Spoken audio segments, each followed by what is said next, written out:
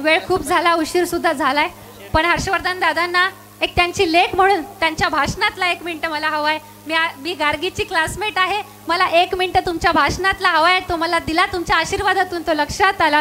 असं म्हणतात राजकारणामध्ये माणसं जशी बोलतात तशी वागत नाही आणि वागतात तशी बोलत नाही, पण त्याला अपवाद म्हणून आपण जे विचारांचं वारं एक महापुरुषांच्या विचारांना ज्या पद्धतीने पुढे नेतात, मला मनापासून म्हणावंसं वाटतं, बोले तैसा चाले त्याची वंदावी पाऊले. याच राष्ट्रसंतांच्या विचारांना तुम्ही घेऊन पुढे जातात. आणि एक उदाहरण जे काळजाला भिडलंय मनापासून सांगावंसं वाटतं. मी गार्गीची वर्गमैत्रीण आहे. 11वी 12वीला आम्ही सोबत होतो, पण एवढ्या मोठ्या माणसाची लेख आमच्या वर्गात शिकत होती, पण आमच्यापैकी अनेकांना ते माहीत नव्हतं. कशामुळे माहीत नव्हतं तर घरात पैसा आला, पद आला की उन्माद येतो, पण कुठेतरी साधेपणा, प्रामाणिकपणा आणि स्वज्वळपणा त्या लेकीवरती संस्कार करणारा हा बाप होता आणि म्हणून ती लेक एवढ्या सहजपणे सगळ्यांमध्ये वावरत होती. पंचायत राज कमिटीचे राष्ट्रीय अध्यक्ष, अखिल भारतीय काँग्रेस कमिटीचे सन्माननीय सचिव आणि आमदार झाल्यानंतर हर्षवर्धन जलवर्धन हा विरोधी मंत्र्यांकडून ज्यांना पुरस्कार मिळाला, एवढ्या मोठ्या श्रीमंत कशाने म्हणते मी, कार्याने पदाने संपन्न असणाऱ्या माणसाची लेख आमच्या बरोबर शिकत होती आणि आम्हाला कळत सुद्धा नव्हतं.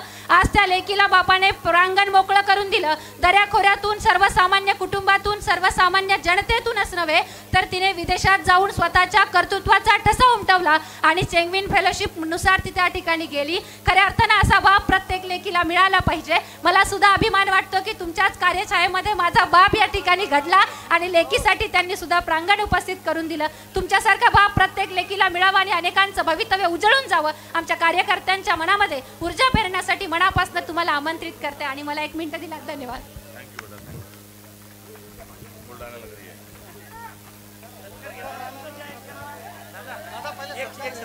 मेरे कोशिशों को सहारो मेरे हमराह चलो, मेरे कोशिशों को सहारो मेरे हमराह चलो, मैंने एक शम्मा जलाई है तूफानों के खिलाफ. राब राब राबणारा राहुल गांधी हा देशाचं संविधान वाचवण्याकरता, गोरगरिबांना त्यांचे हक्क देण्याकरता, उपेक्षितांना, पददलितांना सामाजिक न्यायाची लढाई लढत असताना आज जातीवादी आणि भांडवलदारांच्या सोबत 2 हात सामना हा राहुल गांधींनी पुकारलेला आहे. आणि मला अभिमान आहे की मी त्या राहुल गांधींच्या नेतृत्वामध्ये आज काँग्रेस पक्षाचा कार्यकर्ता म्हणून कार्यरत आहे. लढाई जी आहे ही सत्तेची नाही, लढाई जी आहे ती संपत्तीची नाही, लढाई जी आहे ती विचारांची लढाई आहे. आणि विचारांची लढाई लढण्याकरता आम्हाला काय हवं तर विचारांची लढाई लढण्याकरता हृदयामध्ये प्रेम, हृदयामध्ये गरीबातल्या गरीब माणसासाठी सद्भावना, प्रत्येक व्यक्तीला देण्यासाठीचा आत्मसन्मान आणि समता, बंधुता, सामाजिक न्यायाची भूमिका ही त्यासाठी आवश्यक आहे. झुकती है दुनिया झुकाने वाला चाहिए म्हणणारा एक विकृत माणूस आज साम दाम दंड भेद नीती आदी इत्यादी गोष्टींचा वापर करून देश या माणसाने विकायला काढलेला आहे. त्या माणसाचं नाव काय तर त्या माणसाचं नाव काय म्हटल्यानंतर जर फेकू नरेंद्र मोदीचं नाव जर जनतेतून, नागरिकातून जर येत असेल तर याचा अर्थ स्पष्ट आहे, गली गली में शोर है, गली गली में शोर है, भारतीय जनता पक्ष चोर है. ये केवल वोट की चोरी नहीं करते, ये रोजगार की चोरी करते हैं, ये पुणे में भूखंड की भी चोरी करते हैं, ये मुंबई में गरीबों की जो झुग्गी झोपड़ियां हैं उसको तुड़वाकर उस जमीन को भी ये चोरी करते हैं. सोयाबीन, कपास, तुअर, इस पिकों की सारी फसल के दाम की भी ये चोरी करते हैं. ये हक की चोरी करते हैं, ये इंसानियत की चोरी करते हैं. और ये चोर जो है, इन चोरों को बदलने का अब मौका आ चुका है. यांनी चोरीचा काळा बाजार जो मांडलाय सरकार म्हटल्यावर आपण मायबाप सरकार म्हणत असू, मात्र या सरकारला मायबाप म्हणता येत नाही. का मायबाप म्हणता येत नाही? तर या सरकारमधला एक मंत्री आहे ज्याच्याकडे गृह विभाग आहे. स्वारगेट या पुण्याच्या बस स्टँडवर एका महिलेवर, एका भगिनीवर बलात्कार झाला. बलात्कार झाल्यानंतर हे मंत्री महोदय हात हलवत तिथे गेले आणि मीडिया समोर बाईट देताना म्हटलं की त्या महिलेने जर किंचाळ्या मारल्या असत्या, ती जर ओरडली नसती तर बलात्कार झाला नसता. इतका बेशरम मंत्री एका महिलेची आबरू लुटत असताना हा त्या महिलेचा दोष सांगतोय, त्या बलात्कार करणाऱ्या माणसाची पाठराखण करतोय. हा महाराष्ट्र, आजचा महाराष्ट्र आहे हे तुम्हाला सांगत असताना मला दुःख होतं. आपल्यापासून हाकेच्या अंतरावर रावेर आहे, जळगाव जिल्ह्यातलं. या रावेरमध्ये एक तिथली भगिनी जी आहे ही केंद्रीय मंत्रिमंडळामध्ये मंत्री आहे. या केंद्रीय मंत्री असणाऱ्या महिलेची मुलगी जत्रेमध्ये, यात्रेत, जशी आपली लोणीची यात्रा होते तशी त्यांच्या परिसरातल्या यात्रेमध्ये ती यात्रेत जाते. तिच्यासोबत पोलीस सिक्युरिटी असते. त्या मुलीला अडवून तिथे छेडल्या जातं. पोलीस बघ्याची भूमिका घेतात. पोलीस मध्ये FRI होतो, मात्र कुठल्याच प्रकारची कारवाई होत नाही.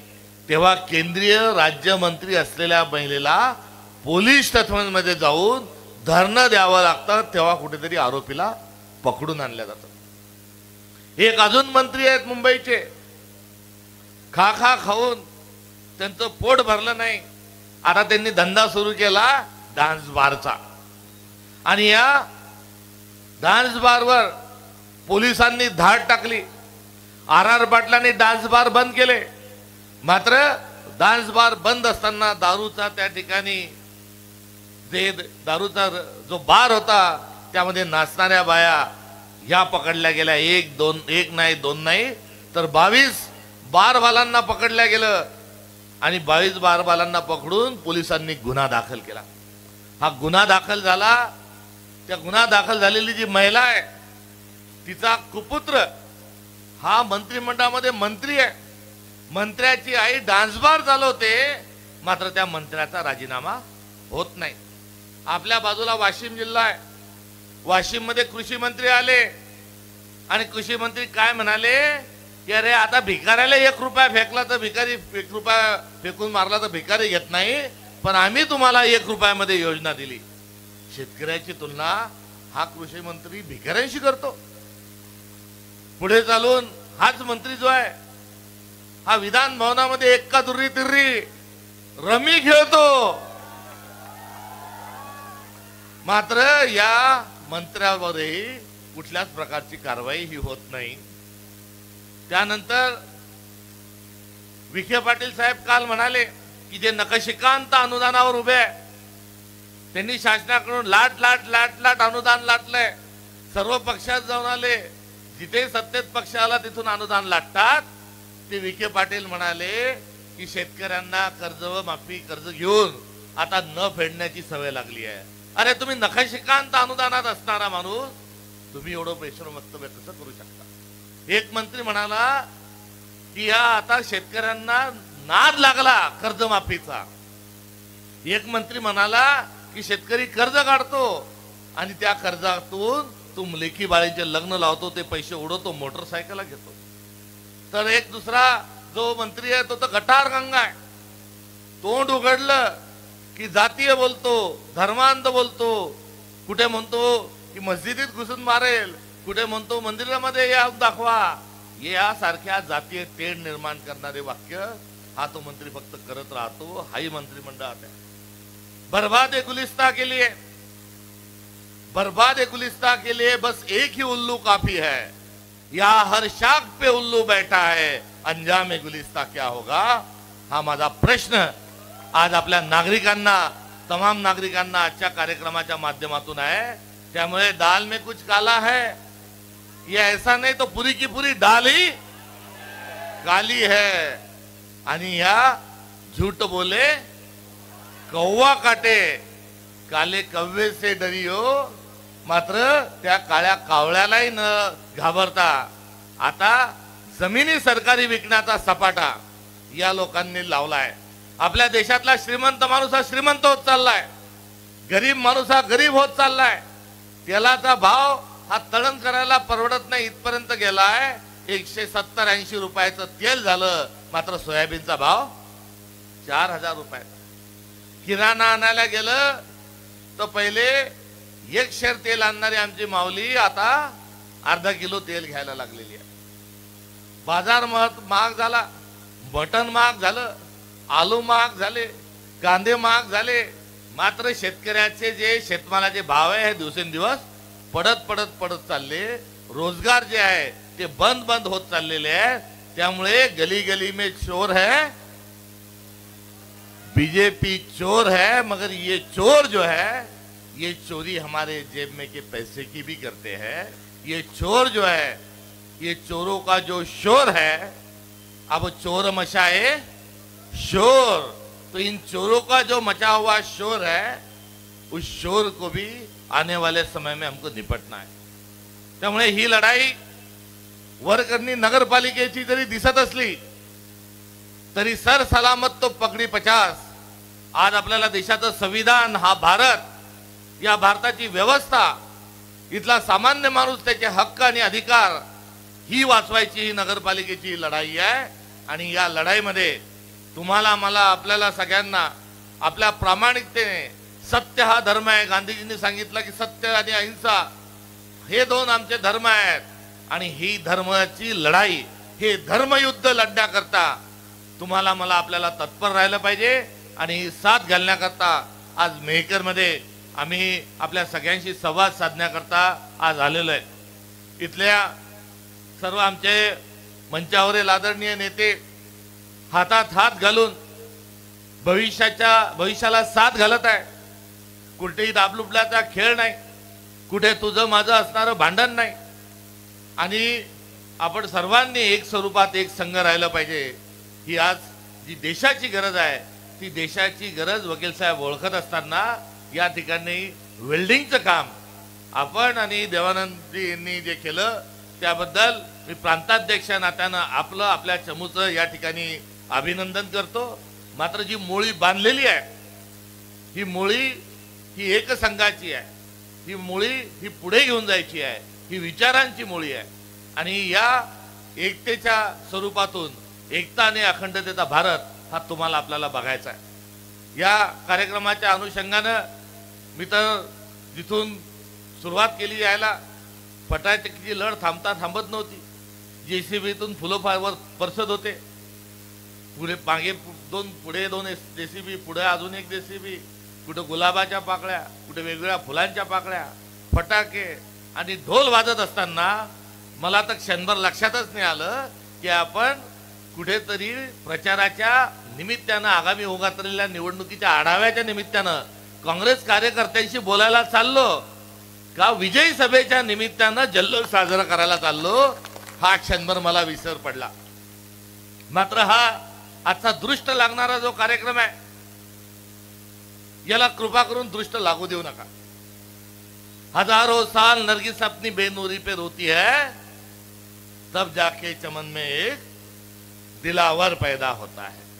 हा क्षण आणण्याकरता आम्ही आणि मेहकरकर आणि जिल्ह्यातले लोक, राहुल भाऊ, हे सर्वजण आपण याच्या प्रतीक्षेत असताना आज सर्वजणांनी हातात हात घालून जो काँग्रेसच्या सोबत आणि काँग्रेस आणि केवळ काँग्रेस ही जी भूमिका घेतली त्याबद्दल मी मेहकरच्या नेतृत्वाचं मनपूर्वक स्वरूपाचं या ठिकाणी अभिनंदन करतो। शांभाऊ आणि घुमरे साहेब एकमेकांना इतके चिटकून बसले होते की ते दोघं क्लासमेट आहेत आणि एका बेंचवरच शिकत इथपर्यंत आलेत। आज आहे ही एक या निमित्तानं मला आठवण झाली। आणि हम एक है, हम साथ साथ है नावाचा जो नारा त्यांनी तो दिला आहे त्याला आमीन म्हणत असताना या ठिकाणी मी शुभेच्छा या कार्यक्रमाच्या माध्यमातून या ठिकाणी देतो। राहिला विषय, कोणाला उमेदवारी, कोणाला काय द्यायची, कसं द्यायची, या संदर्भात पारदर्शकतेच्या आणि एकरूपतेच्या स्वरूपातून निर्णय काँग्रेस हा घेणार आहे। त्यामध्ये कुठल्याही प्रकारचा अभिनिवेश किंवा कुठल्याही प्रकारचा त्यामध्ये गटबाजीला ऊत आणू नका। कारण तिकीट एकच आहे आणि ते एकाच माणसाला मिळणार आहे. कार्यकर्त्यांना तिकीट मागण्याची, समर्थकांना त्यांच्या अनुषंगाने आग्रह धरण्याचा संपूर्ण अधिकार आहे. मात्र आपल्या जिल्हा काँग्रेस कमिटीचे जे अध्यक्ष आहेत हे आप्पा माणूस आहे. आप्पा जे असतात हे हिशोबाला एकदम पक्के असतात. मापात पाप आप्पा करत नाही आणि त्यांच्या मापावर हा विश्वास जो आहे हा मला आणि तुम्हाला आपल्याला ठेवला पाहिजे. आणि ते मापात पाप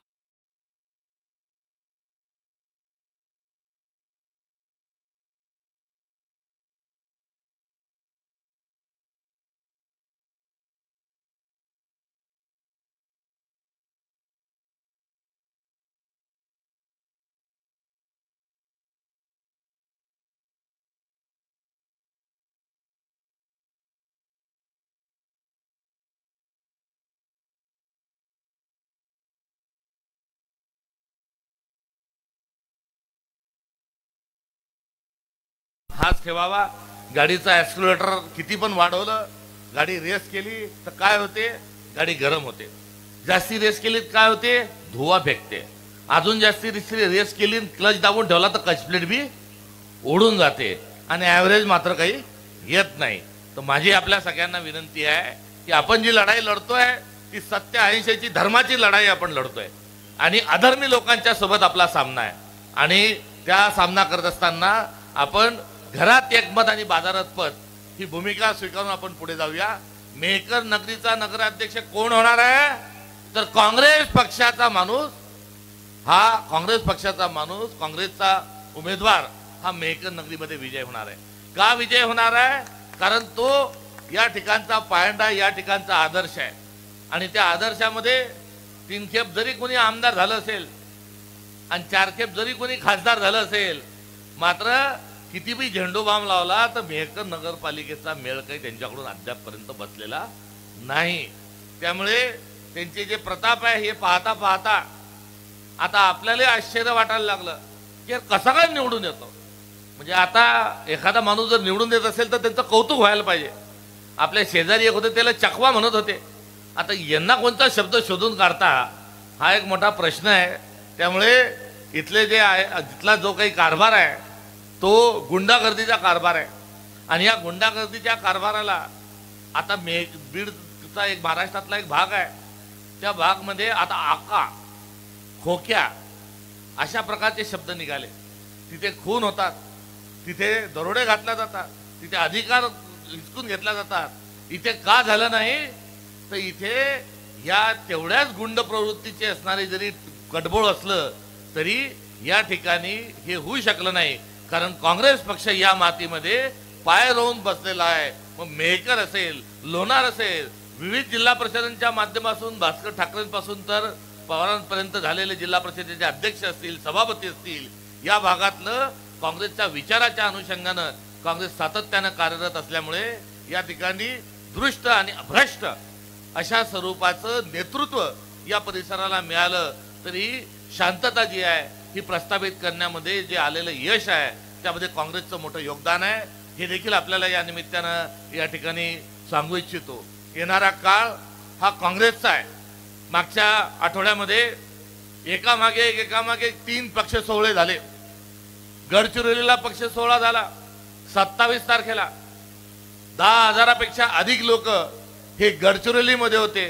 गडचिरोली शहराचे सावकार आणि भामरागड या परिसरातला आदिवासी ॲडव्होकेट लालसू नावाचा पहिला आदिवासी वकील हा त्या कार्यक्रमात आणि त्यांच्यासोबत अनेक सहकाऱ्यांनी तिथे प्रवेश घेतला. दुसऱ्या दिवशी देगलूरला, नांदेड जिल्ह्याच्या देगलूरला 25,000 लोक हे एकत्र आले आणि त्या तालुक्यातल्या सर्व इतर पक्षाच्या, सर्व महायुतीच्या पक्षातली सर्व मंडळींनी एकाच वेळीस त्या काँग्रेस पक्षामध्ये प्रवेश घेतला आणि 25,000च्या साक्षीनं हजारो लोक हे काँग्रेसमध्ये त्यांनी प्रवेश घेतला. तर जालन्याला तिसऱ्या दिवशी पुन्हा 15,000 लोकांचा कार्यक्रम संपन्न झाला आणि त्याही ठिकाणी प्रवेश घेतला. सांगण्याचं तात्पर्य काँग्रेसमध्ये लोक आता येत आहेत आणि मोठ्या संख्येचे मोठे मोठे कार्यक्रम हे संपन्न होत आहे. विलास मालोकार सारख्या एका कट्टर एकेकाच्या शिवसैनिकांनी अकोल्याला त्यांनी पक्षप्रवेश, त्यांनी मुंबईला पक्षप्रवेश घेतला, उद्या परवा मुंबईत गेल्यानंतर इतरही पक्षप्रवेश होत आहेत. याचा अर्थ काय? तर वारं जे आहे आता हे काँग्रेसच्या दिशेनं हे व्हायला लागलेलं आहे. आणि काँग्रेसच्या दिशेने वारं वाहत असताना, इंडिया अलायन्स म्हणून मित्रपक्षांचा सन्मान करत असताना, तुम्हाला मला काँग्रेसवाल्यांना मात्र ओनली काँग्रेस नावाचं जे ब्रीद वाक्य आहे, त्या ब्रीद वाक्याचा तुम्हाला आपल्याला सर्वांना विसर पडता कामा नये. सामाजिक न्यायाच्या आणि नैसर्गिक न्यायाच्या भूमिकेतून घुमरे साहेबांनी आपली बाजू या नगर परिषदेच्या अनुषंगानं जी मांडली आहे, ती त्यांची भावना नसून ती महाराष्ट्रातल्या आणि मेहकरच्या लोकांची भावना आहे. आणि त्यांच्या भावनेशी कुठल्याही प्रकारच्या प्रतारणा होणार नाही, हे या निमित्तानं मी आपल्याला आश्वासित करू इच्छितो. मात्र हे आश्वासन करू इच्छित असतानाच आपल्याकडूनही अपेक्षा आहेत. शेवटी हा पक्षाचा कार्यक्रम आहे. आपल्याकडून असणाऱ्या काय अपेक्षा आहे की खऱ्याला खरं म्हणून आपण पुढे जावं, चांगल्याला चांगलं म्हणून आपण चांगुलपणा हा जोपासला पाहिजे. कुठेतरी तडजोडीची जी भूमिका आहे ती स्वीकारली पाहिजे.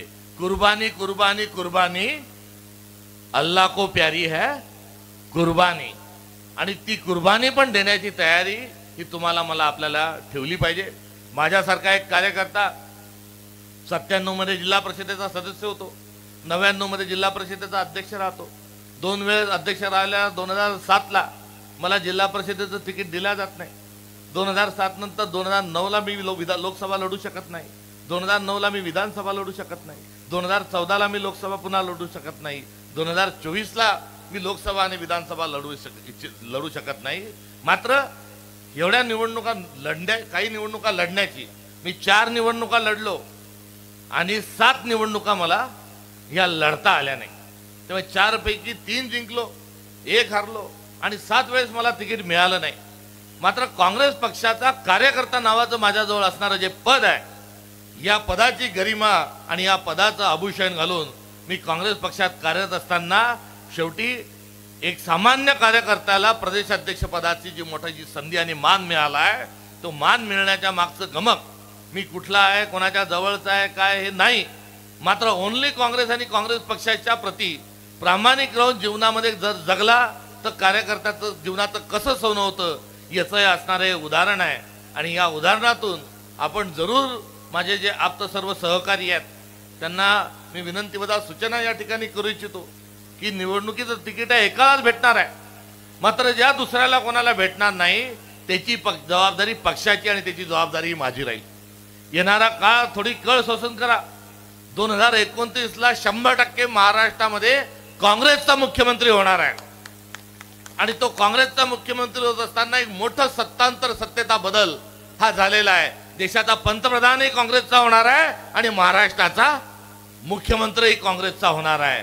आणि अशा प्रसंगी ज्या कार्यकर्त्यांना जे सामावून घेणार आहे त्यांनी कोणी बलिदान दिलं, कोणी एकनिष्ठतेने काम केलं, कोणी जिद्दीने काम केलं, त्यांचा विचार होणार आहे. काही लोक पदासाठी येतात, पदासाठी शेपटी हलवतात, सत्तेसाठी अजून काही बोलतात, कपडे जसे बदलतात तसे निष्ठा बदलतात, आज रोजी वेगळंच तत्वज्ञान घेऊन जगण्याचा प्रयत्न करतात. अशा सगळ्या भामट्यांचं एक रजिस्टरमध्ये नोंद ही होत आहे. तर दुसऱ्या बाजूला त्यागाची भूमिका घेऊन, समर्पणाची भूमिका घेऊन, वैचारिक भूमिका घेऊन काम करणाऱ्या सर्व कार्यकर्त्यांची नोंद घेतल्या जात आहे. आणि हे आपल्याला जे सांगत आहे हे एकंदरीत याचा संपूर्ण अहवाल दर महिन्याला हा अखिल भारतीय काँग्रेस कमिटीला सुपूर्द करण्याची एक नवीन पद्धत शांभू आपण प्रदेश काँग्रेस कमिटीमध्ये सुरू केली आहे. मी काम करतो असं म्हणणाऱ्या ज्या फ्रंटल ऑर्गनायझेशन आणि काही ज्या संघटना आहेत, ज्या सामाजिक आहेत, त्यांना दर महिन्याला 100 कार्यकर्ते दे, हे सूत्र आपण त्या ठिकाणी अवलंबलं. कोण काय करतं त्याच्या नोंदी आपण घेणं त्या ठिकाणी सुरू केलं. त्यामुळे आंधळ दळतं आणि कुत्रं पीठ खातं हा खेळ आता राहुल गांधींनी बंद करायचा सांगितलेला असून आता नवीन काँग्रेस निर्माण करण्याची जी एक प्रक्रिया महाराष्ट्रात आणि देशात सुरू झालेली आहे, त्या अनुषंगानं मी आपल्याला या निमित्तानं आश्वस्त करू इच्छितो की नगरसेवकांचं असेल, नगराध्यक्षपदाचं असेल, यामध्ये ज्यांना संधी आपण मिळू शकत नाही त्यांना पक्षात आपण सामावून घेणार आहोत. मात्र पुन्हा सरते शेवटी मी आपल्याला एवढं सांगतो की ही लढाई नगरपालिकेच्या गोल फिरणाऱ्या खुर्चीवर कोण बसतं याची नाही, तर या संपूर्ण महाराष्ट्राचं वाटोळं करणाऱ्या आणि भारताचं वाटोळं करणाऱ्या भारतीय जनता पक्षाच्या आणि त्यांच्या कटबोळांना त्यांची जागा दाखवून देण्याची ही लढाई आहे. हे आयत्या पिठावर रेघोट्या ओढणाऱ्या, हे अन्यायकारक वागणूक असणाऱ्या या एकंदरीत भाजप आणि त्यांच्या कटबोळाला आपल्याला धडा शिकवायचा आहे. आणि तो धडा शिकवण्याच्या अनुषंगानं आपण या नगरपालिकेच्या निवडणुकीत एक परिवर्तनाची एक मोठी नांदी ही सुरू करावी, हे कळकळीचं आव्हान या कार्यक्रमाच्या निमित्तानं या ठिकाणी करतो.